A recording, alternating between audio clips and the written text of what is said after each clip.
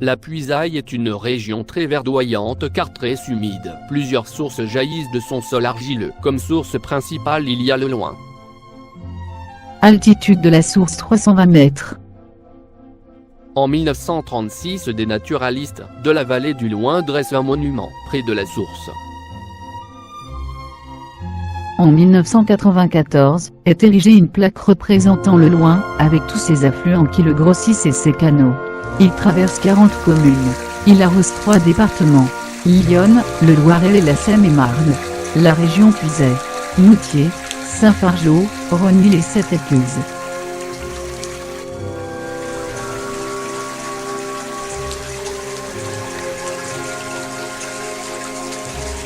Le Loing prend sa source dans un petit village de Puisaye situé au sud du département de l'Yonne, qu'il traverse sur 50 km environ avant de pénétrer dans le Loiret.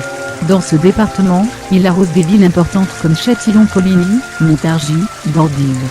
De là, il entre en Seine-et-Marne, traverse les communes de Château-Landon, Soupe-sur-Loing, Nemours, Grès-sur-Loing, Bourron-Mallotte, Montigny-sur-Loing, Moret-sur-Loing, Veneux-les-Sablons, Saint-Mamé, où il se jette dans la Seine après un parcours Seine-et-Marne de 40 km environ. Sa longueur totale de 136 km.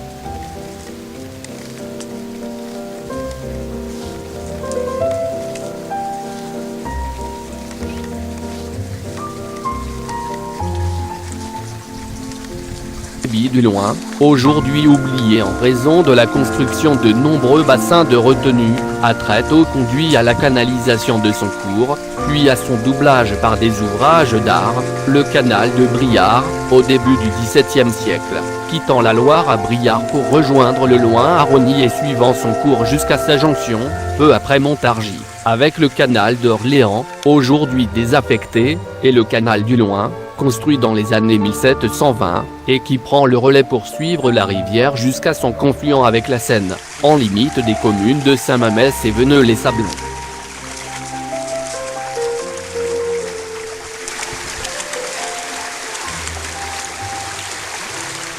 Le cours du Loing est resté navigable jusqu'au XVIIIe siècle, faisant vivre de nombreuses familles le long de son cours par les marchandises transportées, textiles, vins, bois, pierres de carrière.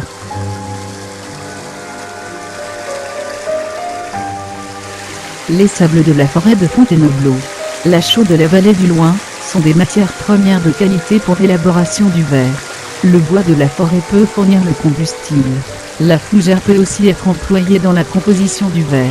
Le canal du Loing favorise le transport des marchandises.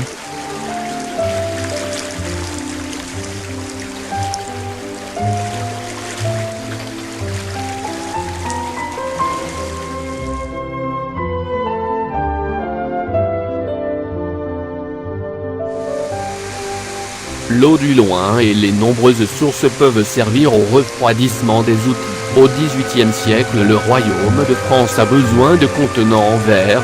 Les conseillers du roi proposent Bagneaux-sur-Loing pour implanter une verrerie. En 1751, Louis XV ordonne la construction de celle-ci. Depuis cette date, Bagneaux-sur-Loing est synonyme de tradition verrière. À cette époque, dans une verrerie, les conditions de travail sont rudes et il y a beaucoup de blessures et brûlures. Les ouvriers sont souvent malades notamment à cause des changements brusques de température entre l'intérieur de la verrerie et l'extérieur. Le soufflage du verre demande une compétence particulière mais aussi une parfaite santé. C'est pourquoi en 1881, le maire, quelques notables, le directeur de la verrerie et des ouvriers décident de créer une mutuelle de santé destinée à participer aux frais de santé du personnel de la verrerie. Depuis cette date, la mutuelle de Bagneaux n'a jamais cessé d'exister. C'est probablement la mutuelle santé la plus ancienne de France. La mutuelle de Bagneaux a résisté aux 2 guerres mondiales et au fil des années, la mutuelle de Bagneaux s'est adaptée aux législations en vigueur. En 2008, suite aux recommandations de l'Union européenne, une convention de substitution a été signée avec la mutuelle familiale dans le but de prévenir des risques financiers. Cette carte a été publiée à l'occasion de la construction du canal du Loing. Le projet élaboré à partir de 1644 a débuté en 1720 et le nouveau canal a été ouvert 3 ans plus tard. La carte a donc sans doute été réalisée entre 1720 et 1723. La mise en couleur et l'iconographie de la carte restent parfaitement conventionnelles et correspondent aux réalisations de cette période.